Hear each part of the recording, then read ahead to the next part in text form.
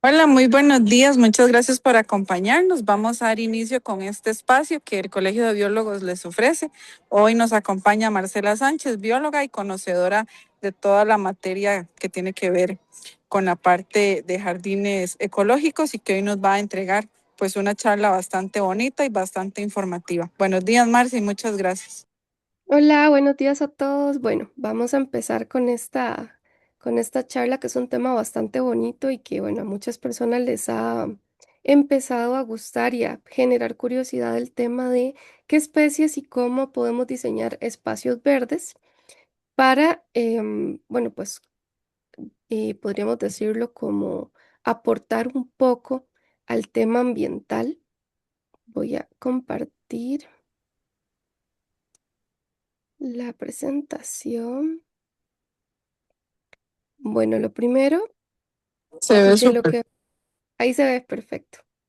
Lo primero que vamos a hablar es el tema de los jardines a nivel de qué es la ecología urbana, porque muchas veces hablamos de naturaleza, de conservación y de muchos temas que están ligados a lo que es una palabra y es ecología. Sin embargo, muchas veces no entendemos qué significa esa palabra, entonces vamos a dividir la charla en estos cuatro bloques. Vamos a ver qué es ecofuncionalidad, cómo podemos definir y trabajar lo que es la ecología urbana, los espacios pequeños que son los que van a ser, digamos, como el personaje principal en esta historia, y qué es un mosaico paisajístico y cómo podemos tomar ventaja sobre él. Bueno, lo primero que vamos a hablar es de ese concepto que tal vez es un poco nuevo, que es ecofuncionalidad. Entonces, aquí lo que vamos a integrar es cómo podemos generar diseños que permiten una interacción equilibrada entre las especies y el entorno. ¿Cómo funciona esto? Bueno, en ecología, lo que nosotros vamos a, digamos, como a tomar en consideración es que a las personas nos gusta coleccionar. El ser humano es una de las únicas especies a nivel del planeta que le gustan las colecciones. Entonces, esto va a ir dependiendo de los gustos, las tendencias o incluso diseños que nosotros queremos incorporar. ¿Por qué coleccionamos? Porque es nuestra forma de entender y estudiar o aprender de nuestro entorno. Y podemos ir un poquito más allá de la estética y empezar a utilizar esas colecciones, esos gustos, para generar diseños y composiciones botánicas que nos ayuden con este propósito que es integrarnos al ecosistema. ¿Qué es lo que vamos a ver aquí? Bueno, vamos a tener flores, frutos, aceites y resinas. Esos van a ser los objetivos siempre que vamos a empezar a diseñar un jardín o un espacio verde. ¿Por qué? Bueno, porque no todas las flores, por ejemplo, vamos a florear en enero o en febrero. Hay unas que me florean ahorita en mayo, otras tienen varias floraciones durante el año, algunas tienen flores permanentemente y otras solamente las vamos a ver una vez al año o incluso un día, como por ejemplo estos cactus preciosos que ahora les encantan a las personas que les llaman flor de un día. Y esto nos va a afectar para la visitación de abejas, murciélagos, colibríes y otros insectos. Frutos. No solamente tenemos frutos de los que nos gustan a nosotros cosechar, vamos a tener algunos que nos permiten mantener sanas las poblaciones de aves locales. O, por ejemplo, algunos mamíferos, como las ardillas, que tal vez nos sacan un poco de casillas. Yo soy una que paso peleando con las ardillas que me cortan los aguacates antes de que estén maduros. Pero vamos a tener también que ver que son parte del ecosistema. Tenemos las ardillas, los zorros pelones, los mapaches, taltuzas, murciélagos, entre otros mamíferos pequeños que ya forman parte de la parte urbana. Y posteriormente, aunque tal vez no sea algo em, que se suele tomar en cuenta, son los aceites y las resinas. Por ejemplo, un árbol de limón va a tener muchos aceites, pero eso me va a conllevar que muchas abejas van a venir a morder las flores y los frutos porque necesitan los aceites. Y entonces ahí es donde empiezan las interacciones entre el ser humano y esta pues fauna que vamos a tratar de equilibrar. Entonces, considerando esto, esos van a ser nuestros tres elementos vitales en el diseño de un espacio. Y vamos a meterlo todo eso en alimento, pero vamos a integrar otros dos, el agua y el refugio, porque sí, no todos pueden anidar construyendo su propia colmena, como las avispas y las abejas.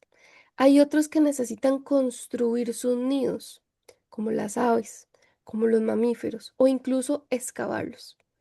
Y bueno, el recurso hídrico es una limitante, especialmente este año, va a ser una limitante en todo el país porque el fenómeno del niño trae consigo una época de sequía muy marcada y una época de lluvias que no tiene la cantidad de milímetros de agua que, por ejemplo, tenemos en la época donde tenemos fenómeno de la niña.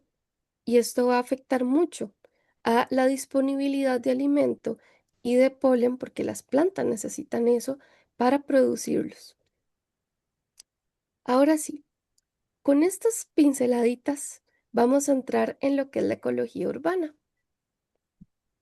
Es un mito que siempre escucho a los profesores, especialmente de primaria, secundaria, que tienden a decir que es que la zona urbana es una zona casi muerta, que casi no hay diversidad, pero eso no es cierto. La zona urbana, solamente es un ecosistema con unas características muy distintas de lo que sería un sistema natural, porque vamos a tener la interacción entre el ser humano y algunos espacios verdes. ¿Cómo definimos ecología como tal? Bueno, es una rama que va a ver la interacción entre los seres vivos y su entorno. ¿Qué quiere decir esto? Vamos a conformar el paisaje con los elementos físicos que lo integran y vamos a ver también las especies vegetales y animales, hongos, incluso bacterias que van a estar en el suelo y los vamos a mezclar con un estudio de los factores abióticos como, digamos, modificadores de ese espacio. ¿Cómo van a modificar temperatura, humedad, esa composición que nosotros vamos a ver y vamos a decir, uy, mira, se secó esta planta? O se me secó el romero y no sé por qué. Bueno, mira, es que resulta que había que podarlo. Cada planta tiene un ciclo, una forma de cuidado, pero estos factores, agua, viento, suelo, ¿a qué altura está mi barrio? Si yo vivo, por ejemplo, en San José, a 1000 metros sobre el nivel del mar, no es lo mismo que un jardín urbano de Punta Arenas, porque las condiciones son distintas. Ahí va a haber salinidad, van a haber otro montón de componentes. Entonces, cuando hablamos de ecología urbana, no estamos hablando solo de la gran área metropolitana. Estamos hablando de cualquier sector artificial en el que nos vamos a desarrollar para vivienda, para desarrollo, por ejemplo, una zona franca, una zona de edificios como las áreas, los cascos centrales, Cartago, Alajuela, el mismo Guanacaste que ya tiene zonas urbanas muy grandes. Esos ecosistemas van a calzar en el mismo cajón. Y bueno, vamos a ver aquí, por ejemplo, esta es una fotografía aérea de San José. ¿Qué es lo que podemos ver en una zona urbana? Que sí, vemos muchos edificios, pero vean todos esos parches verdes. Tenemos el Parque La Sabana que se ve diminuto en el mosaico fluido de toda la gama. Vamos a ver que hay espacios incluso más grandes que la propia sabana que tal vez pasamos desapercibidos porque están detrás de una cerca o es un lote que está cerrado. vemos cafetales y todo en el casco central de San José Centro. Si nos vamos, por ejemplo, a la provincia de Nicoya, provincia de, perdón, de Guanacaste, en el cantón de Nicoya, vemos algo un poco diferente. Vamos a ver que los espacios verdes son más grandes. Muchos de ellos están cerca de la montaña, pero aunque esta foto es de una sección pequeñita, si nos vamos a Nicoya vamos a ver montones de potreros. Y aunque sí, son este, espacios vastos de zacate, son espacios muy diversos. Veamos, por ejemplo, la provincia de Limón. También es una zona urbana, pero el bosque que va a estar a la par del casco central de Limón, por ejemplo, no es el mismo tipo de bosque que tengo, por ejemplo, aquí en Punta Arenas, donde incluso tengo una barrera hídrica entre el manglar y la montaña y el casco central de Punta Arenas. Si vemos, por ejemplo, Cartago, esto es una sección pequeña, Cartago ahora es enorme, van a cambiar esos sistemas, pero siempre hay un común denominador. Los patios, los parques, esos cafetales remanentes o esas zonas de potrero, esos pequeños espacios van a venir a integrar un mosaico. Estos personajes que tenemos aquí son los que van a definir cómo voy a diseñar el espacio en el casco urbano. ¿Por qué? Porque ellos son polinizadores. Sí, hay dispersores de semilla y hay otro tipo de pues, animales, ¿verdad? Que van a integrar aquí. Pero especialmente los polinizadores son los que me van a definir cómo voy a distribuir las especies vegetales. ¿Por qué? Porque dependo de ellos para la preservación de la continuidad de estas plantas. Es cierto que yo puedo ir al vivero y voy a encontrar, o sea, una diversidad impresionante de especies, follajes, flores, árboles, arbustos, hierbas, que si son medicinales, que si son frutales o solamente son ornamentales, no importa qué es lo que yo integre. Toda planta tiene un ciclo vital y las únicas que la pueden conectar son los polinizadores. Es cierto que muchas plantas tienen una reproducción asexual, que quiere decir no van a necesitar interactuar con otra de su misma especie para producir una semilla. Incluso hay unas que se pueden autofertilizar. Sin embargo, la calidad de los frutos y de las semillas van a depender de ese ciclo de comunicación genética, así se le llama. Si hablamos de polinización, estamos hablando de un vector, una- un organismo que me va a llevar el polen de una flor a la otra. Pero ¿qué pasa? Que no todos vuelan lo mismo. Un escarabajo, por ejemplo, solamente va a ir de 50 a 400 metros. Eso es lo más que se va a mover. No va a pasar de ahí. Y si hablamos de eso, podría ser los alrededores de un parque, la mitad de un barrio, o tal vez ni siquiera la mitad. Si hablamos de un condominio, por ejemplo, estamos hablando de un espacio gigante y el escarabajo solamente se va a mover un ratito, un poquitito. Si hablamos de abejas solitarias, aumentamos de 100 a 500 metros. ¿Por qué? Porque ellas van a ir a construir sus nidos. Si hablamos de abejas tienen panalitos, 100 a 300 metros. Cuando hablamos, por ejemplo, de abejas sin aguijón, pasemos a las apis melífera que todo el mundo quiere sacar. ¿Por qué? Porque nos da miedo que nos piquen, porque tal vez están metiendo en estructuras en el techo, en los armarios o en algunos espacios de que fue lo que encontró la abeja para anidar. Y ellas pueden viajar de entre 1 a 3 kilómetros, incluso hay registros de 7 kilómetros que pueden viajar una abeja, por ejemplo. Pero ¿qué pasa? Que como las estamos desplazando, vamos a tener cada vez menos abejas. Con las mariposas pasa otro problema. Podemos ver que van desde las que vuelan a lo interno del bosque, o sea, en el sotobosque, en la sombra, solo se mueven entre 50 y 300 metros. Las que son un poco más asociadas a las copas van a volar de 1 a 3 kilómetros. Pero, ¿qué define, por ejemplo, la presencia de las mariposas? Sus plantas hospederas. Esta que vemos, por ejemplo, estos helicónidos, en pantalla está esta anaranjadita. Ellas comen pasifloras.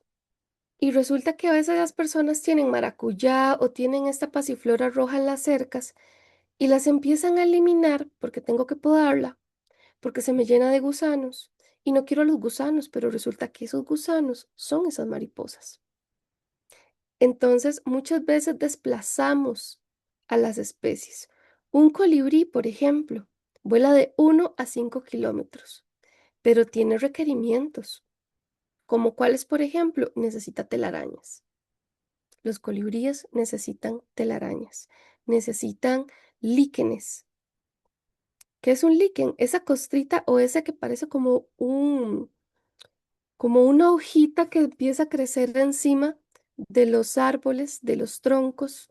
Los colibríes las arrancan, generan un nido con telas de araña y empiezan a incorporar esos líquenes para hacer sus nidos. ¿Qué necesitan también? Necesitan flores, porque comen cada 20 minutos. Necesitan pastizal y necesitan borde de bosque, porque además de néctar, comen insectos. Son omnívoros.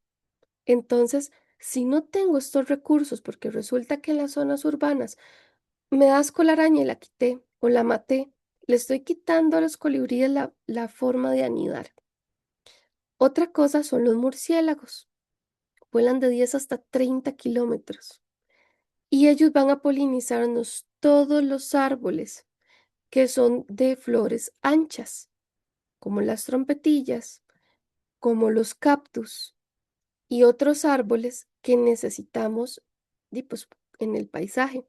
¿Qué pasa con los murciélagos? Uy, qué asco que se están metiendo en el cielo raso. Y entonces el guano y las enfermedades. Y entonces, qué miedo porque me pueden morder a los perros o etcétera. Ellos no van a morder a los perros. Ellos no van a destruir ni van a hacer tanto desastre. Simplemente están buscando refugios. Pero ¿qué pasa? Que los parques urbanos no contemplan los requerimientos de estos polinizadores. ¿Y qué pasa cuando se rompe la red de polinización? Bueno, la polinización es un servicio ecosistémico. ¿Qué quiere decir que es un servicio? Ok, van a haber nichos. Un nicho es como una profesión. ¿Qué profesión tiene ese animal, esa planta en el ecosistema? Bueno, vamos a tener diferentes. Tenemos los polinizadores, que ya los conocemos. Tenemos los descomponedores como bacterias, algunos insectos no muy agraciados como las cucarachas o bichitos como por ejemplo los isópodos que les decimos cochinillas, son crustáceos o colémbolos que son unos bichitos chiquititos que vamos a ver en las hojarascas, descomponedores. También tenemos hongos. Luego vamos a tener dispersores de semillas como los murciélagos y las aves. Eso es un servicio ecosistémico.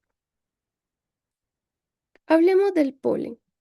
Esta, por ejemplo, es una flor muy común en los barrios, pero es peligrosísima. Si esta flor la sembramos en zonas cercanas al bosque, podemos jalarnos una torta ambiental bastante complicada, porque es súper invasiva y ella puede eliminar parches de bosque completo si se deja crecer mucho. ¿Qué pasa? Esta enredadera va a empezar a crecer sobre las hojas de los otros árboles y los va a privar de la luz, entonces el árbol pues se muere a largo plazo, mediano o largo plazo, porque tiene un crecimiento muy grande. Esta bolita que estamos viendo es una fotografía del microscopio de cómo se ve el granito de polen de esta flor. Cuando los biólogos hacemos monitoreos en zonas urbanas, vamos a utilizar diferentes técnicas y estas diferentes técnicas van a estar asociadas a, por ejemplo, este, ¿qué quiero ver? Si quiero ver cuántos polinizadores hay o qué plantas están polinizando. Y el granito de polen es como una huella digital de las plantas. Este, por ejemplo, es una foto de polen de San Carlos, de la zona de Muelle, en una plantación de piña. Vean la cantidad de especies. Ahí la M17 pues no tenía polen en ese momento, pero tenemos solo 39 especies en un rango chiquitito, en menos de una hectárea. Imagínense que eso se supone que es un monocultivo de piña. Y vean la cantidad de plantas que hay a disposición. A veces cometemos el error de pensar que porque un lugar tiene un monocultivo, solo eso tiene, pero no. Tenemos hierbas, tenemos árboles en los remanentes de bosque, tenemos parches de bosque separados. Y lo que vamos a ver es que la distancia de vuelo del polinizador es la distancia máxima en la que la especie tiene que estar separada. Entonces, ¿qué pasa? Que si yo tengo, por ejemplo, un roble de sabana, pero resulta que el próximo roble de sabana está a, no sé, 10 kilómetros de distancia, no se van a comunicar genéticamente. No va a haber forma de que el polen llegue. ¿Y qué pasa si nos devolvemos, por ejemplo, a esas vistas aéreas? ¿Cuánto tendría que volar una especie para poder que el polen llegue a la otra planta? Si vemos la estructura de la flor, vemos que tiene una parte masculina y una parte femenina. ¿Cuál va a ser? Esa del centro va a ser la parte femenina o el gineceo y los estambres con las anteritas con polen va a ser la parte masculina. Así que sí, el grano de polen es como decir el espermatozoide de las plantas. Va a ser el gameto masculino y es el que tiene que viajar. Pero ¿a dónde se complica el asunto? Digamos que a mí me gusta mucho coleccionar frutales porque tengo un patio grande. Bueno, resulta que algunos son dioicos, otros son monoicos. ¿Qué significan esas palabrillas? Dioico significa que vamos a tener flores masculinas y femeninas, como por ejemplo la papaya. ¿Qué pasa? Que yo no voy a tener papayas si no está cerca el, el arbolito que tiene la planta masculina y la planta femenina. Luego vamos a tener otras que son hermafroditas. Con esas no vamos a tener tanto problema. ¿Por qué? Porque la misma planta tiene ambas características. Dentro de las plantas que tienen flores sexuadas, vamos a tener un pequeñísimo problema. A veces les da porque la planta masculina florea primero y la femenina florea después. Y hay una práctica que por dicha ya se ha ido extinguiendo, pero que todavía muchas personas tienen, y es de, uy, me fui a pasear y me robé una matita. Y se vienen las señoras con la matica en la bolsa. Bueno, ¿qué ocurre? Que resulta que en estos espacios pequeños, que vamos a entrar a hablar, que son nuestros patios, y yo me traje la matita, pero yo no sé si me traje la masculina o la femenina. ¿Y cuáles son las plantas que más sufren? Las orquídeas. Las orquídeas muchas veces son dioicas. Entonces vamos a tener una orquídea que va a tener las flores masculinas y otra que va a tener las flores femeninas. Cuando extraemos de los bosques o de los sistemas naturales plantas, no sabemos si estamos dejando a ese espacio tal vez sin el último individuo de uno de los dos sexos. Y eso rompe la cadena de comunicación genética. Por eso, lo mejor que podemos hacer es diseñar estos espacios pequeños que son nuestros jardines con plantas nativas y plantas que podamos comprar en los viveros. Son oasis. Eso es lo que son las plantas, son oasis. Entonces, voy a parar un momentito para que veamos un video que me lo brinqué porque quería explicarles esto. Ah, no, todavía estoy largo del video. ¿Qué uno? Sí, aquí. Este me lo brinqué. Ahora sí lo vamos a ver. Quiero que escuchen, porque ahora que ya tienen como toda esa información, quiero que escuchen la historia de este muchacho. Él es un diseñador de paisajes, pero alrededor de su propia casa, que es su laboratorio, él tiene un montón de detallitos que nosotros vamos a empezar a tomar en consideración. ¿Cuál es la estructura de mi casa? ¿A dónde está la sombra? ¿A dónde pega el viento? Cuando sale el sol, si sale del este, yo tengo algún espacio directo hacia el lado este al que le vaya a dar el sol de la mañana, o lo tengo más bien del lado oeste donde le va a dar el sol de la tarde, o peor, tal vez solamente le va a dar el sol del mediodía. Entonces, escuchemos esto porque este muchacho yo creo que lo explica de una manera espectacular.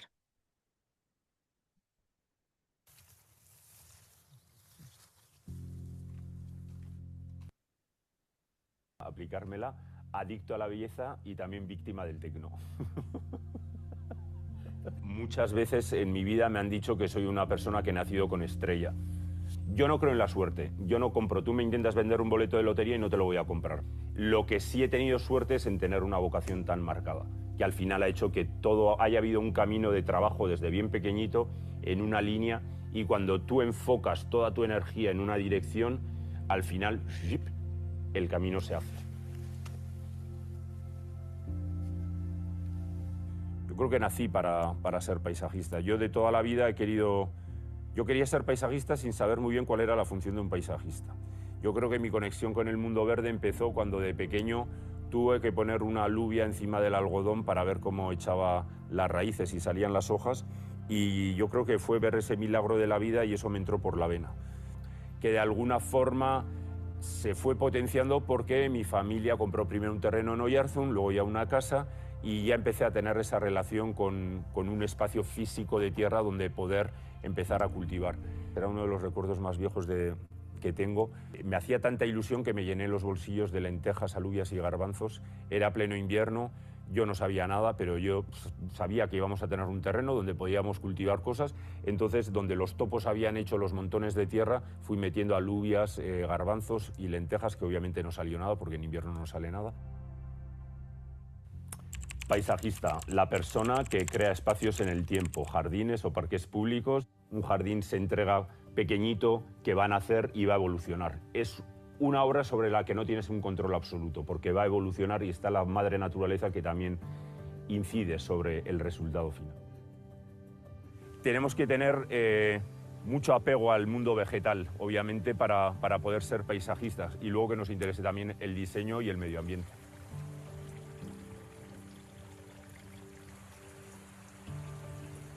A mí no me gustaba el deporte, entonces me gustaba mucho el mundo vegetal. De pequeño igual era un poco raro, porque prefería estar tenía también unos pocos animales y mi huerto, pero tenía claro que quería trabajar con el mundo vegetal. O sea que dentro del colegio, al final, lo que más me ha tirado siempre es la biología. Al no poder estudiar estudios de paisajismo en España, opté por ingeniero técnico agrícola, y ya una vez que me formé como ingeniero técnico agrícola empecé a trabajar, y como la vocación mía era tal que al cabo de 5 años, con el dinero que había ahorrado, me fui a Edimburgo a estudiar paisajismo para acabar de completarme como paisajista. Esa noche me metí a la cama con el huevo en la cabeza, dormí 3 horas y según me desperté dibujé el plano de lo que se visita hoy en día sin ningún atisbo de duda. O sea, salió con una claridad, y eso que cuando pocas veces ocurre, dibujas el plano, no usas ni la goma, en este caso no usé ni la goma, y de repente estaba todo donde tenía que estar. Esta es mi hortensia, bueno, una de las hortensias que más me gusta, la Anabel, que tiene una peculiaridad, es que se tiende a caer, no se mantiene erguida, o sea, tiende a colapsarse. Y bueno, sabiendo que se colapsa, se creó este pasillo para que ellas mismas se cayesen y pudieses tú ir randeando entre ellas caídas, ¿no? Al principio, cuando monto mi propio estudio de paisajismo, sigo trabajando a media jornada como técnico de jardinería en la empresa Goroldi, que es donde trabajaba, porque eso me daba unos ingresos que me podían permitir seguir viviendo. y poco a poco pues van saliendo oportunidades. En el mundo televisivo yo tuve pues se me puso en el camino la oportunidad de poder hacer televisión, que he estado 25 años haciendo el programa de Bricomanía y de Ecogarden. En el Briconsejo de Jardinería de hoy vamos a plantar los bulbos de Dalia. El director del programa, Íñigo Urreaga, vio algún potencial en mí y me dijo, te voy a hacer una prueba de cámara. Yo un día, sin ir a hacer un casting, me hace una prueba de cámara. Están floreciendo y nos vamos a centrar en una acción necesaria a principios de otoño para tener un césped. El estar en la televisión, me venían a hacer muchas entrevistas, haciéndome preguntas como muy típicas a las cuales aprendí a no responder y contaba lo que quería contar. Entonces yo tuve la ocasión de poder promulgar la profesión de paisajista, que quieras que no, pues eso también repercute luego positivamente en tu experiencia laboral, en tu carga de trabajo. El estudio de paisajismo y el invernadero se concibe casi como una seta. Se quería que el edificio quedase de la forma más integrada posible en el paisaje, entonces esto era una pradera previamente. Planteamos desde el inicio que tenga una cubierta verde, que esa pradera de alguna forma el edificio cuando emerge como si fuese un champiñón que sale de la tierra, lleva a su cubierta la pradera que había abajo. Entonces, con el vuelo que tiene el edificio, se generan condiciones de sequedad contra la fachada que se han aprovechado para hacer la colección de plantas, tanto cactus como suculentas y plantas crasas. Y luego aquí tenemos el invernadero, que luego ya para invierno se cierra, haciendo la función de invernadero, pero ahora en verano queda abierto con una colección de plantas tropicales. Y luego también nos sirve para hacer toda la autoproducción y todo el autoabastecimiento de flor de temporada que va a nutrir el jardín. Ahora entramos en un jardín al que le tengo mucho, mucho cariño, que es el jardín de hojas grandes, que cuando uno entra aquí casi parece que entra en Costa Rica, ¿no? Estamos en Guipúzcoa, pero gracias a la selección de plantas que se han seleccionado sobre todo por el tamaño de sus hojas, las formas de sus hojas y el color verde. Esta es una de mis plantas fetiche, que es la oreja de elefante. Un arquitecto no necesita ser albañil para ser buen arquitecto, pero un paisajista en cierta forma tiene que ser jardinero, porque es cuando tú trabajas con la vegetación, trabajamos con seres vivos que necesitan de un cuidado, las plantas tienes que entender cómo trabajan y eso se aprende cuando trabajas con ella directamente. Mi ordenador mental sirve para este trabajo, o sea, la ecuación interna de lugar, condicionantes. Yo para cuando llegaba al estudio ya venía yo había ido al ver el sitio, le escuchaba al cliente, llegaba al estudio ya con la idea casi ya encajada de lo que tenía que ser ese jardín, ¿no? Porque esto ya iba procesando. Eso ahora, ese proceso como tan creativo, tan rápido, está como ralentizado. El primer boceto siempre sale a mano.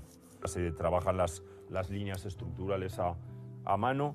Y ya cuando ya se ha trabajado a mano, muchas veces recurrimos a escanear ya lo que es el plano y se transcribe al programa de dibujo de AutoCAD para poder hacer ya todo el proyecto ya técnico. Pero el origen siempre, en este estudio desde luego, siempre sale a mano. Cuando converge la profesión con la afición y la vocación es una maravilla, porque ya todo se mezcla, todo es uno. Lo mejor, que no concibo otra profesión para mí, o sea, lo mejor es que es todo. Eso es lo mejor. Y lo peor, pues que al final es un trabajo. Sí que hay proyectos que el grado de satisfacción no es el absoluto, pero no por eso es un fracaso. Eso es parte del trabajo, que al final tú tienes que satisfacer al cliente. Igual el cliente te pide una cosa. Nosotros hemos hecho jardines muy clásicos que no sería para nada lo que haría para mí, jardines muy minimalistas. En fin, al final esa es la cualidad del diseñador, que tiene que saber darle al cliente lo que necesita, aunque no sea lo que más te guste a ti, ¿no? Como continuación del jardín de esporas, del jardín carbonífero, tenemos, ese es el jardín de musgos, del que personalmente tengo mucho orgullo, y aquí va nuestro pequeño homenaje a la jardinería nipona.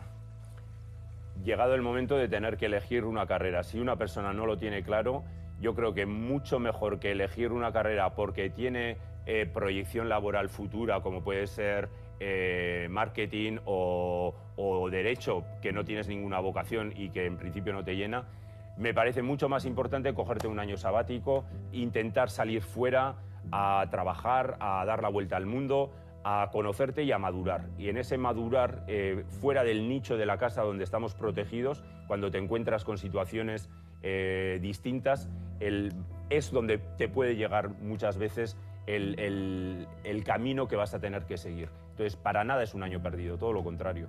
Pueden ser 5 o 10 años ganados.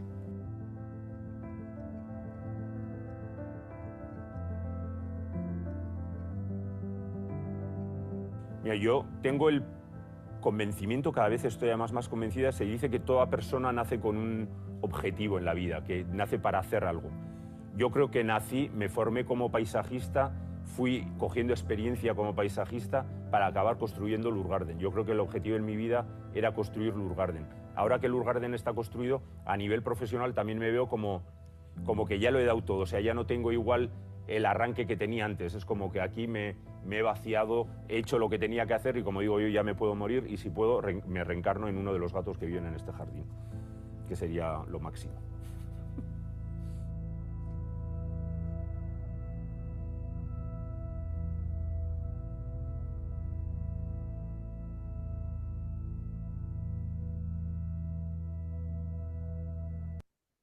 Bueno, básicamente eso es como la historia de este paisajista.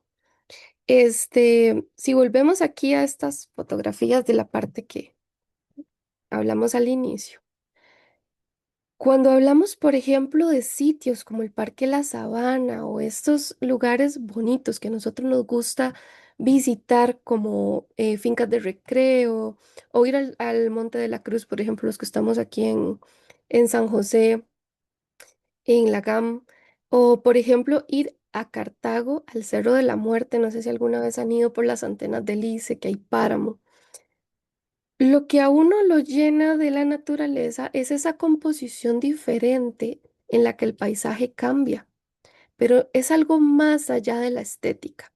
Es como decía este muchacho, si yo quiero hacer un jardín carbonífero, un jardín de esporas, ahí entran los helechos, etcétera, porque son jardines o espacios temáticos. Pero si nosotros volteamos a ver los sistemas naturales, cuando queremos tratar de generar un bosque, el mosaico de especies cambia. No es temático, es inclusivo. Entonces, yo puedo ver una ciudad gigantesca y no sé si alguna vez han ido o recientemente han ido a caminar por la avenida central de San José. Hace muchos años yo me acuerdo que me deprimía porque se veía horrible y era una cosa espantosa, solamente em, eh, tierra en pequeños espacios, pero sin plantas, porque las personas caminaban encima. Las pocas jardineras estaban abandonadas, etcétera. Hoy por hoy, ha habido como un proyecto de embellecimiento de San José que todavía le falta mucho a términos, pues sí, de estética de edificios, pues hay cosas en las que la municipalidad tampoco puede hacer mucho porque son los dueños de las infraestructuras los que tienen que poner de su parte. Pero ha habido un cambio mira, se colocaron maceteros enormes en el centro para ir generando sombra, ir enfriando el aire. Entonces, tenemos pequeños arbolitos, pero tenemos jardineras con plantas aptas para abejas. Y entonces, hace poco que fui a hacer un mandado, necesitaba unas bolsas porque estoy haciendo una coleccioncita, pues resulta que estaban llenas de abejas. Habían un montón de abejas en la GAM. Y yo dije, qué bonito poder volver a San José y ver ese cambio. Han habido patios, por ejemplo, que tal vez se ven desastrosos o se ven como heterogéneos de una manera poco estética. Pero si nosotros nos desviamos a lo que es la zona urbana, pues ese es el caos de lo urbano. O nos vamos, por ejemplo, a los condominios al extremo opuesto, el exceso de estética, el de, no podemos poner árboles grandes porque se van a volar las tuberías. Si los ponemos, tienen que estar ubicados en ciertos lugares. Que los arbustos que ponemos casi siempre son arbustos introducidos, que no voy a decir que no son importantes. Vamos a ver, hay un, hay un extremismo a veces en el de solo utilizar plantas nativas. No se limiten, usen plantas introducidas también, pero con ojo clínico. ¿Por qué? Porque si yo tengo un patio, por lo menos en la GAM, el promedio es entre 20 a 45 metros cuadrados. Es chiquitito. Y hay personas que ni siquiera tienen patio. Tal vez lo poco verde pueda ser un balcón, un rinconcito en el garaje o un rinconcito en la acera. O a veces el propio espacio de la acera que a veces tiene tierra al frente. Y no sabemos qué sembrar o cómo sembrarlo.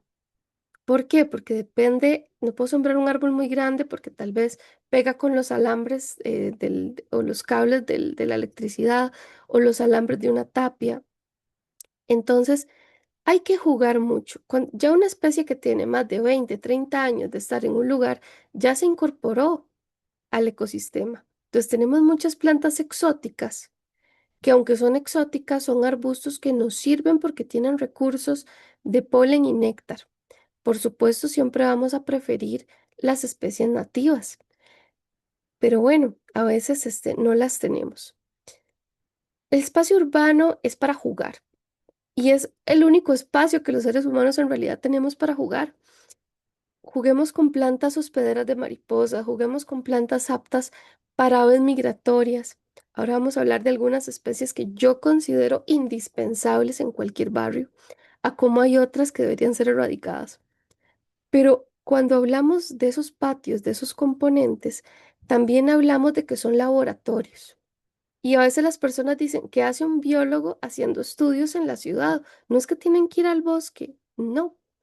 Y este otro video que vamos a ver es de una iniciativa que, bueno, tal vez estamos hablando de un extremo porque es en Francia, ¿verdad? Y en la zona europea, donde ya ellos tienen problemas graves de diversidad. Si algo puedo decirles que tiene Costa Rica es la virtud de estar en medio de montañas y que probablemente jamás vamos a extinguir la diversidad tan grande que tenemos, pero eso no quiere decir que no la estemos afectando de una manera muy grave. Y este video tal vez obviamente está como muy al extremo, pero es un video que plantea iniciativas de monitoreo que son útiles para las zonas urbanas. Entonces, vamos a correrlo. Cuesta creer que en medio de tanto verde estemos en la ciudad, pero así es. François Chiron descubrió este espacio salvaje hace 3 años gracias al confinamiento. La naturaleza se adueñó de estas 10 hectáreas en pleno centro de Estrasburgo. Hoy, François conoce todos sus secretos. Este terreno es una especie de refugio porque uno sale de la ciudad, de su desorden, de su ruido, de su polución, y tan pronto como uno entra se siente liberado.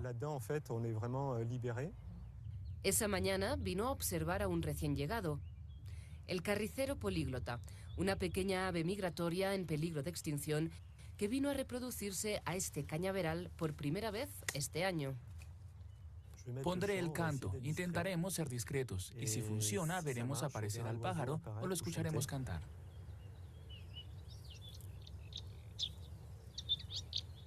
Solo bastaron unos segundos de paciencia para que el ave hiciera su aparición.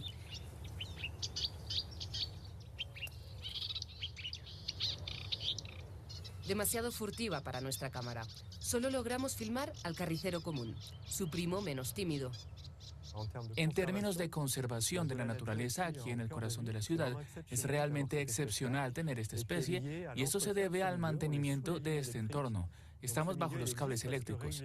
Este hábitat existe porque los equipos de mantenimiento vienen regularmente a triturar el cañaveral, lo rejuvenecen y por lo tanto evitan que se vuelva un entorno más boscoso. Corzos, zorros, martas, pájaros carpinteros, jabalíes, cigüeñas, especies que rara vez se ven en las ciudades. La expansión urbana es una de las principales causas de la pérdida de biodiversidad en todo el mundo. Los insectos encabezan esta triste lista.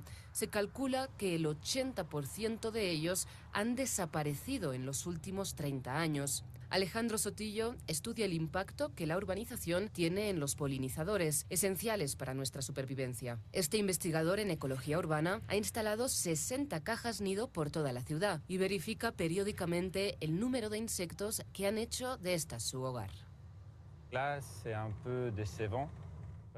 Es un poco decepcionante porque solo veo 3 cierres en total.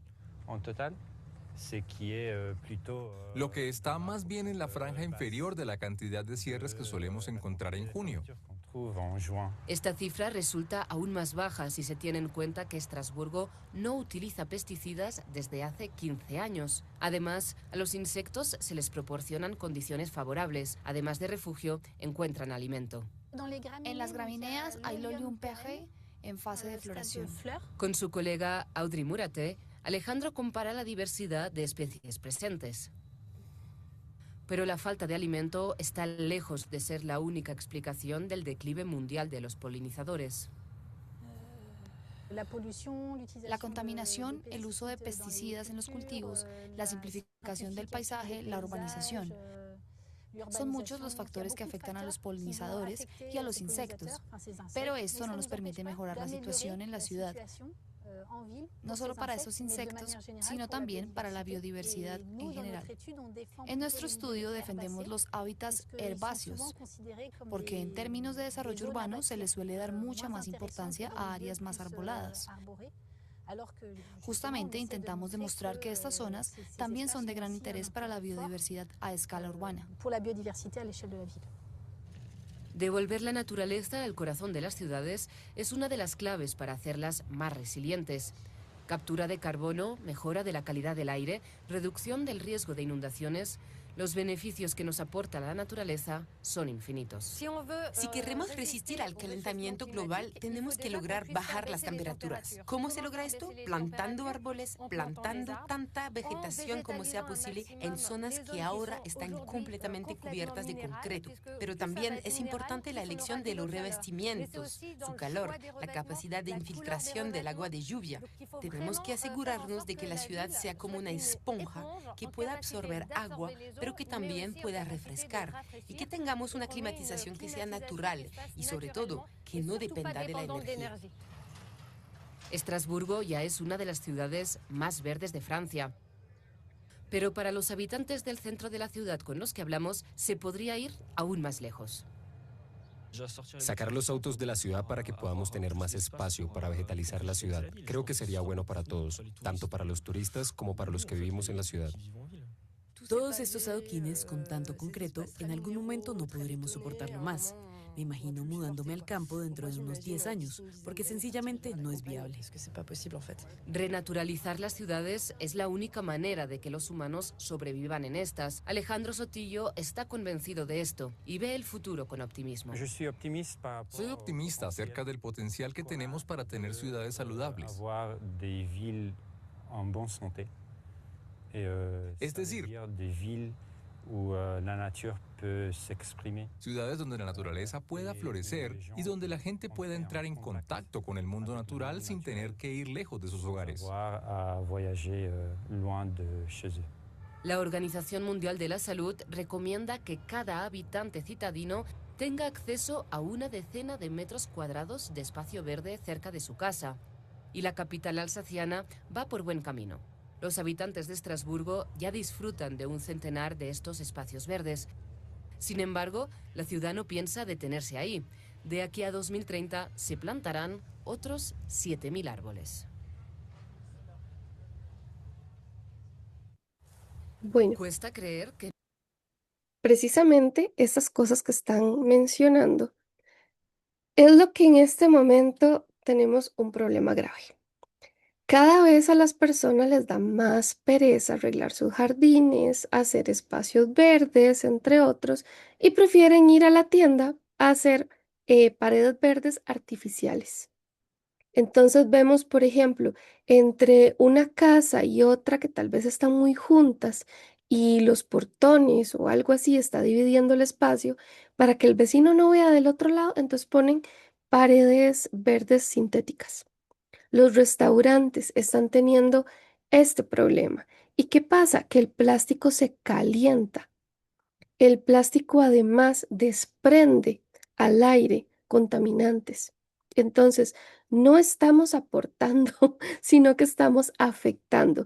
Sí, o sea, no les voy a decir que no. Las plantas, algunas se ven un poco raras, como muy artificiales, realmente muy plasticosas, a como otras se pueden ver preciosas y digamos para efectos de ciertas em, decoraciones internas, por ejemplo, una tienda, que sí, efectivamente no puedo meter humedad porque la mercadería se me puede dañar, ahí está completamente justificado, pero en exteriores no es apropiado utilizar em, plantas artificiales, porque lo que están provocando no solamente es un incremento en la temperatura y una aporte a la contaminación del aire, sino que además estamos quitando el espacio que podría estar utilizando una planta real, aportando polen, aportando néctar y aportando refugio al- a las, a las composiciones. Y ahí es donde entramos de nuevo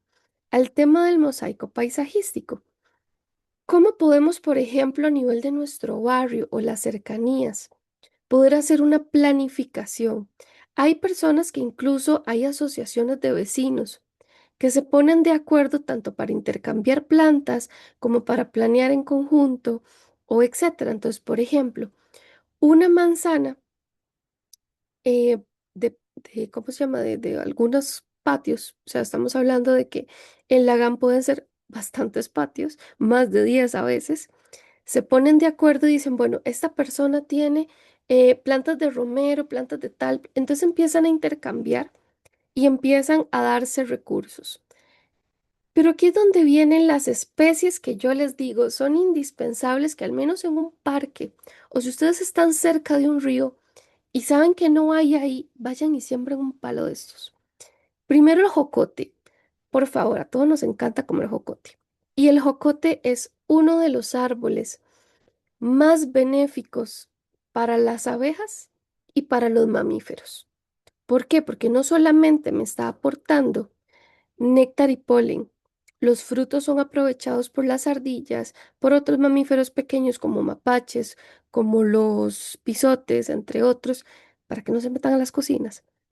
Pero además, el árbol de jocote es un árbol resinoso. Entonces, si yo tengo un jocote, agarren una cuchillita y hagan pequeños cortes, como pequeños agujeritos que permitan el exudado de esa resina, porque las abejas lo necesitan. ¿Cuáles? Por ejemplo, las trigonas. Vamos a ver unas abejitas negras que van a llegar a nuestros patios, que les decimos enredapelos. Son abejas sin aguijón y las negras se componen de varias especies. Hay partamonas, hay Trigona nigérrima, Trigona silvestriana, si estamos, por ejemplo, en las zonas más rurales, en las zonas de Limón es súper común, en las zonas de manglares, por ejemplo, en Guanacaste, si son vecinos de Liberia, de Punta Arenas, a esta Trigona silvestriana le gusta anidar en manglares o en zonas con agua cerca, pero necesitan resinas para poder construir sus nidos. Está esta, por ejemplo, que le llaman culo de buey o culo de señora, vi que le dicen así en Nicoya, pero estamos hablando de una abejita negra con el culito rojo o anaranjado, el abdomen es, ellas anidan en las bases de los árboles, entonces incluso conservar árboles, porque ellas van a necesitar resinas. Otro, por ejemplo, que ese sí les voy a pedir a todos los que tengan espacio en la GAM y que estén escuchando esto, empiecen a volver a sembrar el árbol de manzana rosa. Es una especie en peligro de extinción. El fruto es delicioso y además pertenece a una familia que se llama Mirtácea. Las mirtáceas son la familia de las guayabas, de las pitangas, de la zarazá, de la pimienta de Jamaica, del cas. Entonces, es una familia muy rica en frutos. La manzana de agua, por ejemplo, también entra por ahí. Hay un árbol urbano que es como ver una manzana de agua en miniatura. Esos árboles también son muy, muy benéficos para los ecosistemas urbanos. Y al menos este árbol de manzana rosa pertenecía a lo que antes era el bosque premontano. Sin embargo, por la urbanización, extinguimos el bosque premontano de Costa Rica. Ya no existe el bosque premontano. Era el bosque de Cartago, de San José, de Heredia, de Alajuela. Era un bosque que era, como lo dicen, era la parte del valle que rebosaba en frutos, en flores, y lo extinguimos con la expansión urbana. Y si tenemos condominios o tenemos espacios de parques, por ejemplo, estos parques para perros, estos espacios cerca de los ríos, ahí podemos empezar a aportar. Tal vez no sea mi propiedad, pero es zona pública. Perfectamente podemos buscar cuáles son los proyectos locales en las municipalidades, en las asociaciones. Por ejemplo, el tema de los corredores biológicos. Es el corredor interurbano que se está haciendo en San José, los corredores biológicos que podemos empezar a proponer también, involucrarnos con los proyectos municipales y empezar a integrar estas especies. Otro que es muy dado en la zona de San Carlos y que yo digo, siémbralo por todo el país. A este árbol le gusta estar muy cerca de ríos, lagos o cuerpos de agua, pero vean lo exuberante de las flores. Es un espectáculo cuando uno de estos árboles está florecido. Es impresionante ver la cantidad de abejones, moscas, mariposas, abejas, colibríes. O sea, hay de todo, llega de todo a este árbol, muy en especial insectos. Pero es un árbol que aporta muchísimo polen y muchísimo néctar. Y como pueden ver, no son pocas las flores porque tiene la peculiaridad de que no salen de las ramas terminales, sino directamente de las ramas. Entonces, como ramas peludas, llenas de flores. Este es el árbol de sigia o sotacaballo. Otra que es deliciosa, huele muy rico, pero no todo el mundo le gusta porque hay que podarlo mucho. Pero es espectacular para hacer cercas vivas y es la juanilama. Pega por todas partes, huele delicioso y es un oasis para muchos tipos de abejas, como por ejemplo las apis. Hay una familia que se llama Alictidae, que son unas abejitas alargaditas pequeñas, casi todos son de colores tornasoles y van a necesitar estas flores, siempre tienen flor. Es una planta de flores permanentes de todo el año, entonces es un perfecto aditivo. Otro que es un imperdible y también si tienen espacios o conocen espacios verdes, por favor intégrenlo, es la acerolilla o Malpigia glaura. Este árbol es vital para las aves migratorias cuando están en la fase de frutos. Son unos frutos rojitos chiquititos. Los vamos a ver mucho en zonas urbanas, pega por todo el país. Tal vez ya zonas muy altas, como después de los 2500 metros, pues obviamente se va a ver afectado, pero de los 1500, 2000 metros hacia abajo, pega por todas partes. Y es también un oasis para un tipo de abejas muy específico que se llama abejas aceiteras. También para las abejas sin aguijón, como las mariolas, las meliponas, pero muy en especial para las centris y las epicaris. Van a ver que son unas abejas gorditas, si lo tienen en sus patios, cuando florece les van a llegar unas abejas gorditas que en lugar de la canastita de polen lo que tienen es un montón de pelitos donde van capturando o van recolectando el polen. Estas se les llaman abejas aceiteras. Ellas anidan en la tierra y a veces son como un poco ignoradas porque son abejas solitarias. Entonces, a veces viajan en grupo, pero lo normal es que aniden solitas. Otro que ya lo conocemos, que es el palo de huitite, lo usan mucho para amarrar orquídeas y todo, pero el huitite tiene otro propósito y es también ser fuente de alimento para muchísimas aves y fuente de néctar y polen para polinizadores. Es de los pocos árboles que tienen una cantidad significativa de frutos que puede abastecer la dieta diaria de lugares pequeños, como por ejemplo condominios, parques, entre otros, porque si ustedes van y caminan, van a ver que sí, tal vez sembramos arbolitos de Júpiter que son preciosos, pero esos árboles no nos están aportando alimento. También está la lluvia de oro que me aporta mucho néctar y polen, pero las aves tienen que comer y muchas de ellas se están desplazando porque ya no hay comida. El huitite es, por tanto, una de esas este, adiciones espectaculares. Otra que se ha perdido mucho, especialmente en la zona de Moravia y Coronado, es el árbol de achiote. Y van a decir, ¿cómo que había árbol de achiote aquí? Sí, habían árboles de achiote por todo el Valle Central y como las personas los han ido quitando, porque no es un árbol que queramos ornamental, yo no sé por qué, porque es precioso.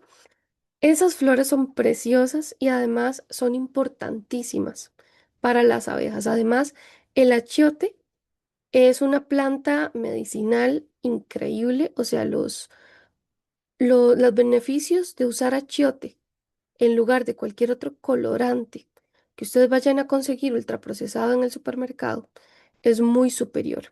Y al igual que la cúrcuma, si lo mezclamos con una pizquita de pimienta negra, la absorción de nutrientes es antiinflamatorio, es incluso anticancerígeno. Así que es un aditivo espectacular para áreas verdes. Otro que por dicha sí está muy extendido y les digo, cuídenlo porque es una joya, son los árboles de la familia Pycnoniaceae.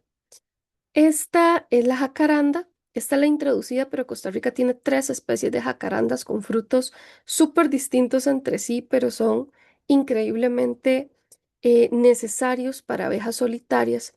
Hay unas abejas antoforinos que a mí me encantan porque son muy difíciles de ver, pero si ustedes los encuentran, las van a ver metidas en flores de trompetas y a veces se meten dentro de la trompetita y se sostienen con las patitas para poder sacar el polen, poder alimentarse, pero siempre están dentro de la flor como sostenidas, como si estuvieran escondidas dentro de las flores de campana. Bueno, estas bignoniáceas, como por ejemplo esta jacaranda, el, ¿cómo se llama? El corteza amarilla, la tabebuya, el roble de sabana, son indispensables. También una que es la campanilla amarilla. Otro es el poró, que es una fabácea muy importante porque el poró, bueno, todas las especies de la familia Fabaceae son aquellas cuyos frutos son secos y además tienen una semilla en forma de frijol. Los frijoles, entre ellos, por supuesto.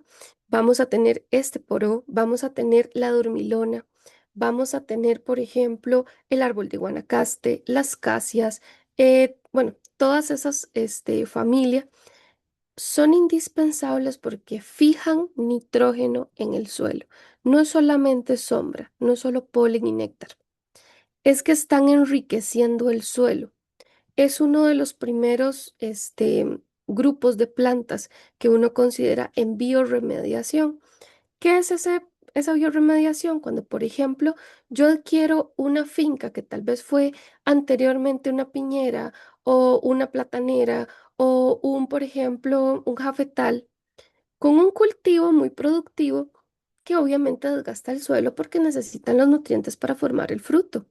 Entonces, para devolverle ese montón de nutrientes al suelo y dejarlo reposar, se necesita insertar mucho nitrógeno, fósforo, carbono, entre otros, y las fabáceas son árboles que nos ayudan con ese proceso. Si, por ejemplo, tengo árboles que van de esta familia y las meto en mi jardín, todas las otras plantas se van a ver beneficiadas y van a ver, por ejemplo, si tienen árboles frutales, si ustedes dejan que crezca la dormilona, si tienen naranjas, les va a aumentar al doble la producción, porque tienen un montón de nutrientes. Entonces, son vitales. Ahora sí, las dos plantas que deberían ser erradicadas, opino yo, no solo por ser exóticas, sí son preciosas, pero son peligrosísimas, son el primero, este que está aquí, el tulipán africano o llama del bosque, porque si vean la forma de la flor, es como una bolsita, como si yo tuviera una campana cerrada. Entonces las abejas entran y no pueden volver a salir. Esto o sea, disminuye significativamente las poblaciones de abejas, porque las personas dirán, no, pero Las abejas se reproducen por miles, ¿ok? Es que no son pocas. Y no solo las abejas, también arañas. Por ejemplo, esta foto de abajo, donde hay un montón de abejitas negras, estas abejas, o sea, están por decenas muertas. Esas suelen ser trigonas, partamonas, que son de las abejas de las que depende la polinización urbana. Vemos avispas, moscas, porque no todos los árboles son polinizados por abejas. Por ejemplo, el mango es polinizado principalmente por moscas. Llegan mariposas, llegan abejas, pero las moscas hacen el trabajo más duro. Y este tipo de especie lo que hace es bajar las poblaciones. Además, es una especie que no es nativa. Y aunque, o sea, si una especie no es nativa, pero me está aportando al ecosistema, pues perfecto. Pero estos no están aportando al ecosistema. Y lo más peligroso es que es de flores permanentes, tienen flores todo el año. Entonces, la matacinga, como digo yo, de abejas es todo el año, a diario, decenas de abejas por flor. Si consideramos lo que estábamos hablando ahora del mosaico urbano, realmente cuántos núcleos de poblaciones de abejas ustedes creen que exista en un área urbana? ¿Qué tan necesaria es esa abeja o esas decenas que se murieron en ese momento para lograr polinizar o poder abarcar todo el espacio? Es muy significativo.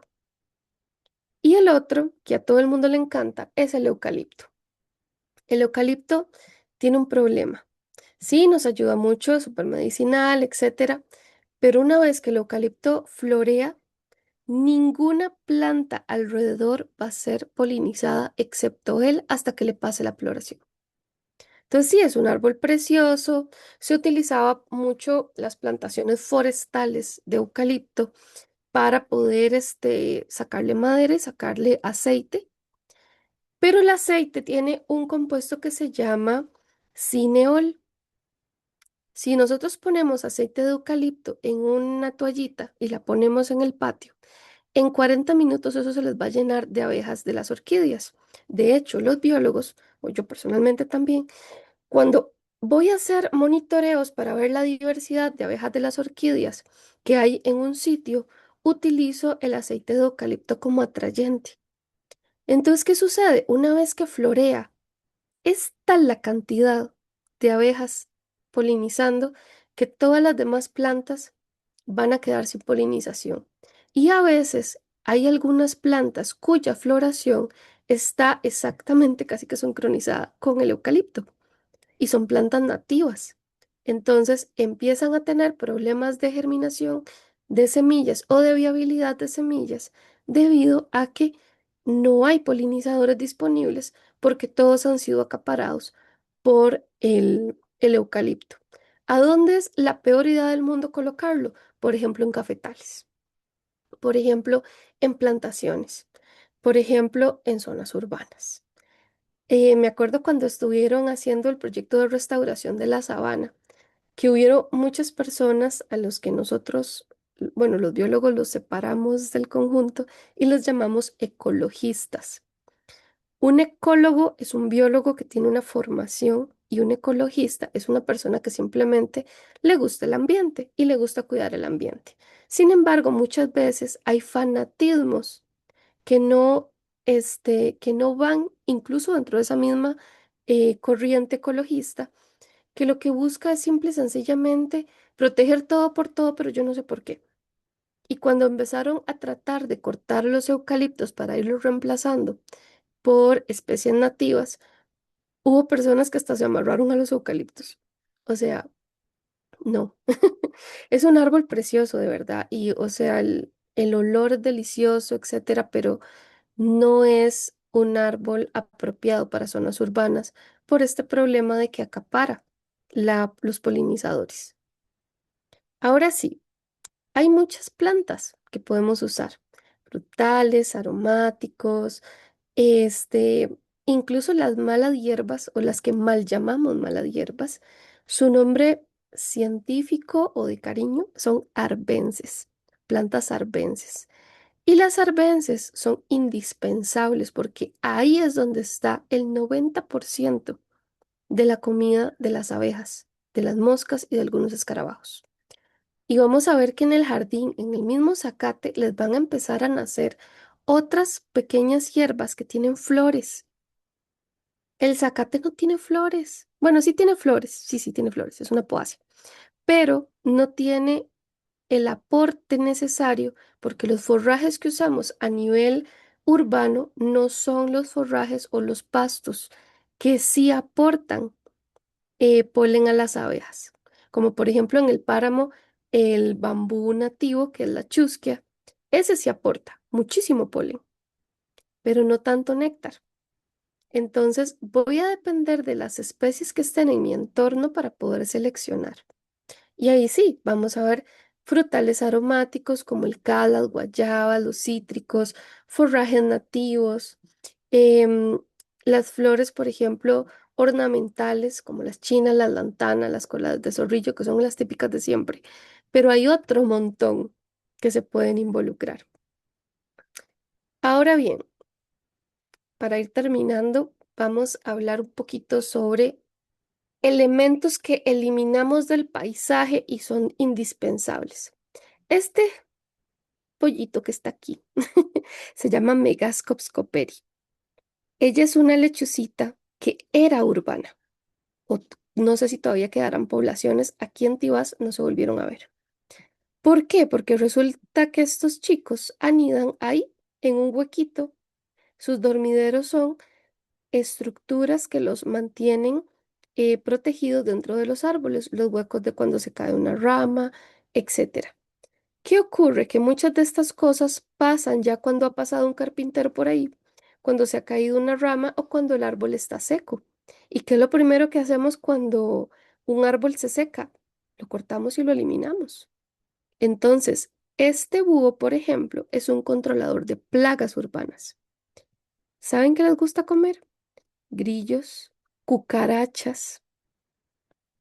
Entonces, ahí es donde decimos, uy, es que ¿qué es un cucarachero las ciudades, etcétera? Y pues sí, porque ellas son la comida de un depredador que eliminamos, lo quitamos del entorno.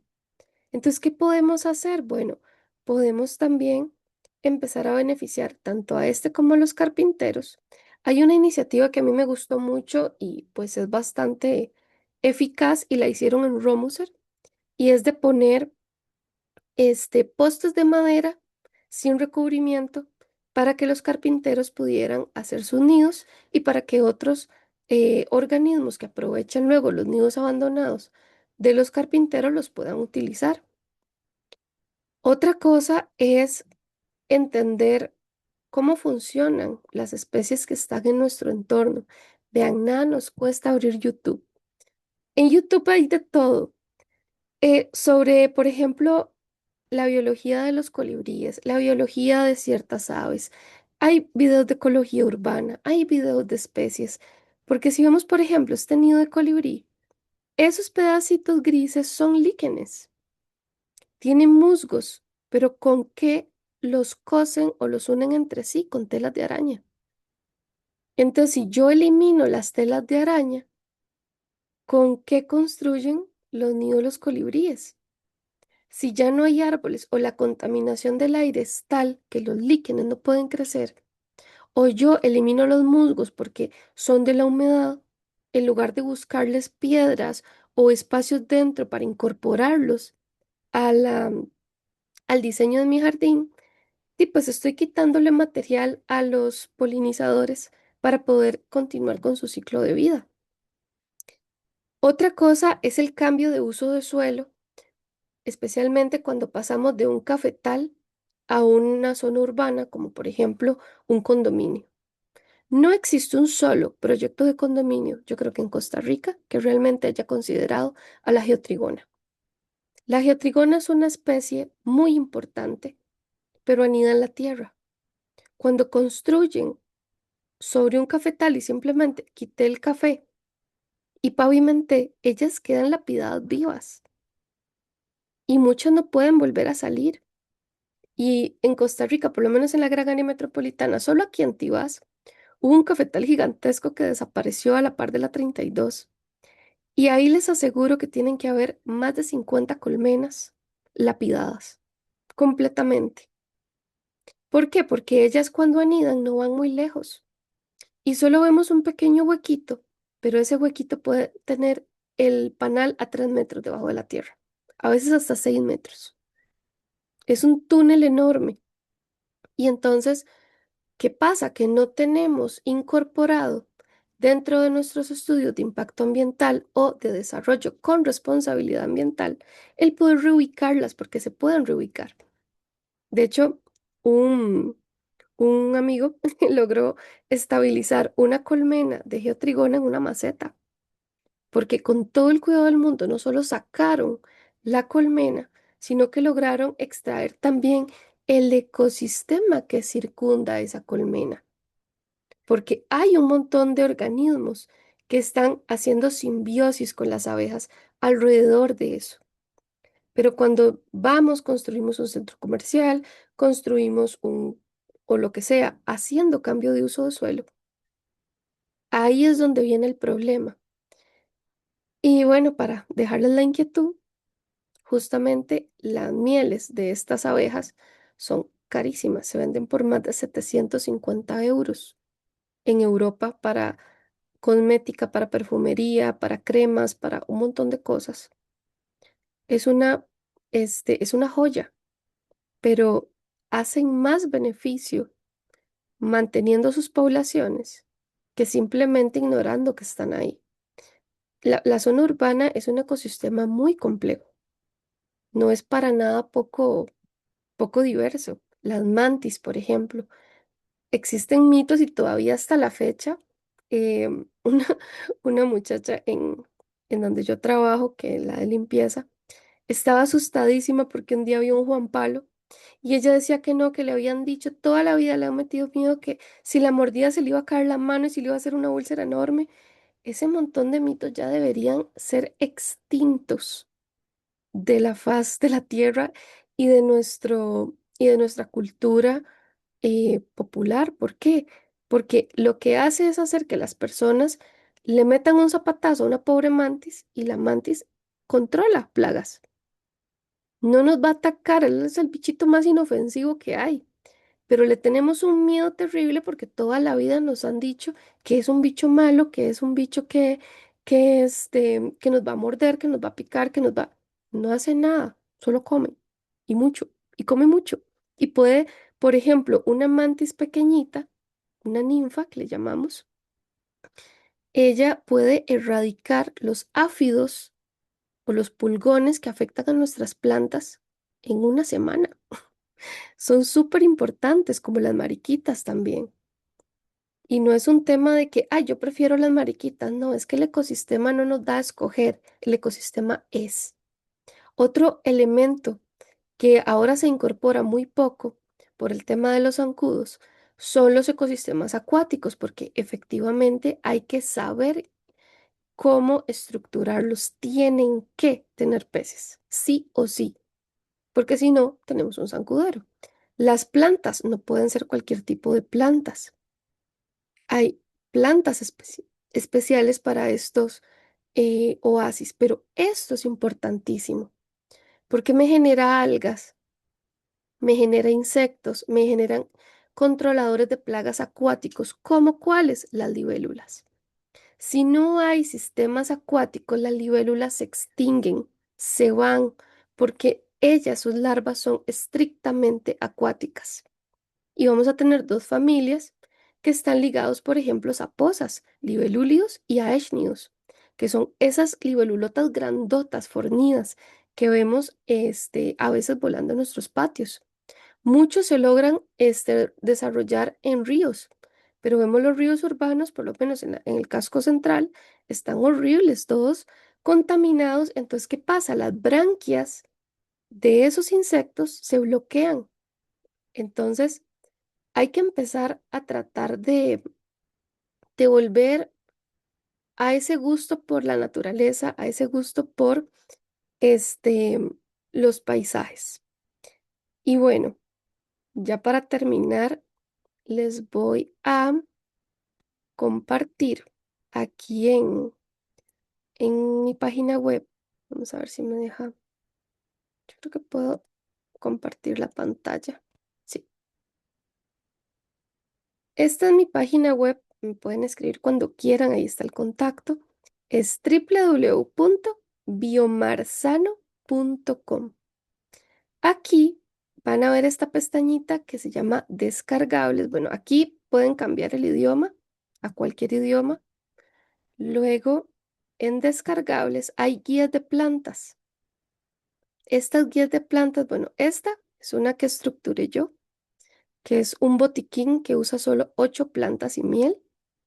Y tenemos 2 guías que a mí me parecen espectaculares, que fueron esfuerzos de la Municipalidad de Curridabat. Y este también fue un esfuerzo en conjunto, principalmente de la UNED. Estas son las guías, por lo menos dedicadas a abejas, que son las más importantes para mí. Yo creo que todo el mundo debería tenerlas en sus casas como referencia para cuando vayan a comprar plantas de jardín, porque no solamente son plantas nativas, sino que son plantas, con fotografía, con nombre científico, con descripción, y especialmente esta segunda, esta de la importancia de las plantas para abejas. Esta la empezó la iniciativa, el proyecto Abeja, que es de estudiantes de la UNED de manejo de recursos naturales. Creo que son de manejo de recursos y de agronomía, no me acuerdo, pero son de la UNED, son estudiantes de la UNED. Esta es por mucho una de las mejores guías que yo he encontrado, porque no solamente me dice las plantas, me dice cuáles especies están asociadas a ellas. Y si ustedes copian el nombre científico y lo pegan en Google, les va a salir cuál es la foto de la abeja. Pero o sea, es espectacular la revisión tan exhaustiva y buena que se hizo. Es para mí una de las mejores guías que pueden encontrar. Y otra cosa es que también los voy a invitar. Todos los domingos, bueno, mañana van a salir 2 capítulos por un retraso, pero los voy a invitar a que se conecten también o me escuchen en el podcast. Se llama Biológica Podcast. Lo empecé este año y va a terminar este año, nada más van a ser 5 temporadas con información que tanto estudiantes como personas que llegan a consultar, son temas que son de importancia cultural. La primera temporada ya está completamente disponible, está en YouTube y Spotify. Em, Va a haber una temporada completa solamente dedicada a jardines. La primera temporada es de plantas medicinales, es muy completa. Estamos ahorita en esta de patrimonio, que ya mañana salen los últimos 2 capítulos, y empieza una temporada completa únicamente de abejas y posteriormente la de paisajismo funcional. Y al final del año, más o menos diciembre, va a ser el último capítulo sobre diferentes ramas de la biología, que tal vez las personas no conocen o no saben de qué se trata o no saben cuál es el alcance que tienen. Entonces, para que sepan que hay mucha información, yo personalmente estoy poniendo a disposición, todo esto es gratuito. El podcast no tiene costo, está en Spotify y en YouTube, se puede accesar de manera gratuita. Y bueno, aquí están los links para que se puedan conectar y puedan adquirir más información. Igual queda a disposición el canal de comunicación desde el Colegio de Biólogos. El podcast se llama Biológica Podcast. Vamos a ver si tienen dudas, comentarios.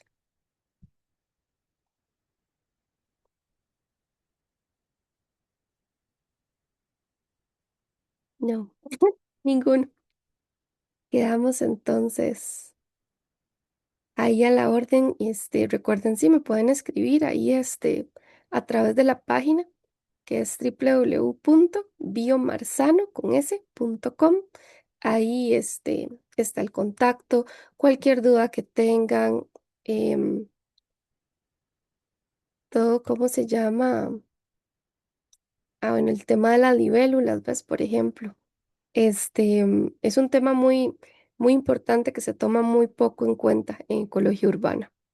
Cada vez que quitamos estanques, em, que quitamos lagos, ríos, los entubamos, porque decimos, uy, no, guacala, esa sé que está muy fea, mejor lo entubamos, en lugar de optar por, ¿cómo se dice? Restaurar. Ok, los recipientes de agua, pues simplemente hay que ver que no se le metan los mosquitos, porque la idea es, tratar como de generar un ecosistema, una posita, por ejemplo, donde yo tenga, por ejemplo, una planta acuática, la puedo tener en una maceta tipo palangana, digamos, con algunos peces y eso me va a, ¿cómo se llama?, generar un ecosistema. Los peces hay que tener cuidado porque con la libélula son carnívoras. Entonces, si el lago no es grande, no van a coexistir, sino que el más grande se va a comer al otro. Pero sí, van a ver que cuando empiecen a haber espacios em, conservados, van a empezar a volver los insectos. Luego tengo una duda que dice de cómo se pueden incorporar a las iniciativas em, municipales. Ok, hay que sentarse a hablar y a diseñar, porque para una iniciativa nacional tenemos que tomar en cuenta la disponibilidad de los viveros, por ejemplo, de plantas nativas. Otro tema es, por ejemplo, eso que les comentaba ahora de si yo tengo un roble sabana aquí, pero el próximo está a 10 kilómetros, no hay interconexión. Entonces hay que hacer estudios a nivel de la GAM, a nivel de, por ejemplo, Liberia, que es una zona súper caliente y que no todas las plantas van a poder adaptarse a lo que es un bosque seco y es un bosque en peligro de extinción, que el ecosistema que tengo ahí en Guanacaste no va a ser el mismo que tengo en los bosques deciduos, por ejemplo, de las zonas urbanas de Punta Arenas, de a lo largo de todo Punta Arenas. No es lo mismo que la provincia de Limón, que es un bosque tropical lluvioso precioso y súper abundante por la humedad, y que el bosque premontano en la GAM es prácticamente inexistente. Entonces, es conocer a nivel de cuencas cómo es el ecosistema, qué puedo hacer, cuáles son los espacios que tengo públicos disponibles para empezar a hacer los diseños. Por ejemplo, hace poco me senté yo a hablar con un colega sobre lo ineficiente que está haciendo la composición de plantas de ciertos corredores biológicos urbanos. Y no porque el plan no esté bien hecho, está bien hecho, solo le falta. Es como, está perfecta una primera etapa, pero cómo nos cuesta poder visualizar a futuro una segunda etapa o etapas continuas de, ok, logré hacer esta primera iniciativa y quedó espectacular, pero ¿qué más le puedo sumar? ¿Qué más estoy dejando por fuera? Si tengo, por ejemplo, apóyense mucho, yo trabajo en el Museo Nacional, úsennos, como decimos nosotros a veces. Tomen en cuenta que el museo tiene una página web también con iniciativas, con listados de especies y pueden venir y decirnos, qué es lo que tienen ustedes. Yo, por ejemplo, soy una que trabajo muchísimo con abejas, con polinizadores, pero en el área de entomología, por ejemplo, tenemos otros grupos muy grandes, coleópteros, que son todos los abejones, lepidópteros, etcétera. Entonces, por ahí, siéntanse libres de preguntarnos si quieren, cuando gusten, incluso a través del Colegio de Biólogos, se pueden hacer asesorías ya como más especializadas. Sepan que hay mucha información, incluso en YouTube, de iniciativas internacionales que podemos utilizar como recurso. Por ejemplo, estas colmenas, em, como por ejemplo ¿cómo se llama esto? Los hoteles de abejas. Recuerdo que hubo una persona que dice que es súper dañino y que hay un montón de estudios. Hay muchos bandos. Hay información no concluyente de ambos bandos, de los que quieren incorporarlos y los que no. Yo soy del bando que digo, cualquier recurso que yo le pueda poner a las abejas para poder mantener poblaciones locales es vital. Entonces, no es cierto que sea malo, que sea bueno, no existe eso. Existen circunstancias en las que pueden ser benéficos o en las que más bien me afectan. Por eso es que todo tiene ¿cómo se llama? Que estudiarse. Luego tengo otra que dice, ¿cuáles matas puedo cultivar para abejas sin aguijón? Fíjate en esas especies, porque son espectaculares perdón, estas guías que te acabo de enseñar, que están en mi página web, está para descarga directa, porque ahí vienen todas las especies y así puedes seleccionar con respecto al espacio que vos tienes y a dónde vives, especialmente la segunda, esta de plantas benéficas, viene incluso la distribución para ver cómo a dónde es más eficiente una planta u otra. Luego dice que si es dañino para las abejas nativas tener abejas africanizadas. No, ellas no interactúan entre ellas. Entonces, incluso tengo meliponarios mixtos y apiarios que tienen apiarios y tienen meliponario juntos a menos de 100 metros una colmena de la otra. Lo que a veces pasa es que las abejas nativas unas atacan a otras. Por ejemplo, si tengo mariolas y hay pocos recursos alimentarios en el entorno, en tu mosaico, por ejemplo, pasa mucho en Sarapiquí porque se ha urbanizado mucho, se ha perdido mucho bosque y no hay suficientes recursos que las abejas de fuego, las oxitrigonas, están atacando a mariolas. Eso sí se da. Luego está la abeja limón, que ya de por sí parasita a otras abejas, pero también tenemos especies que desplazan. Por ejemplo, si tienes una partamona pequeñita, aún así son muy agresivas. Entonces suelen quitar recursos muy rápido. Si tengo, por ejemplo, paratrigonas u otras especies chiquititas, ahí tienes como diferentes opciones, digamos que hay que empezar a jugar con unas especies. ¿A dónde podemos ver la charla completa, Raque? Creo que la vamos a subir a la página de Al YouTube. canal de YouTube, sí. Ujú. En el canal de YouTube del Colegio de Biólogos pueden ver esta y pueden ver otro montón de charlas que se han dado. Vamos a ver, yo no me brinqué nada más. Ok, listo. Marce, nada más les agradecemos si pueden colocar su Ujú. nombre en el chat por temas de registro. Ah, ok, entonces muchísimas gracias, sí. Y sí, las otras charlas están en la página de YouTube. Y si nos colaboran poniendo su nombre aquí en el chat, nos queda perfecto ahí para que quede en el registro.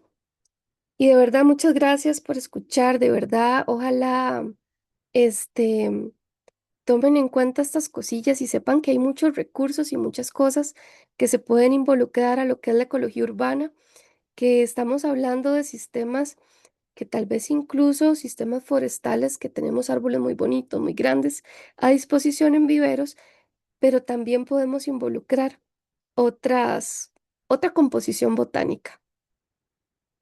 Y muchísimas gracias a todos los que están diciendo que la charla fue buena. Muchas gracias, Marce, excelente.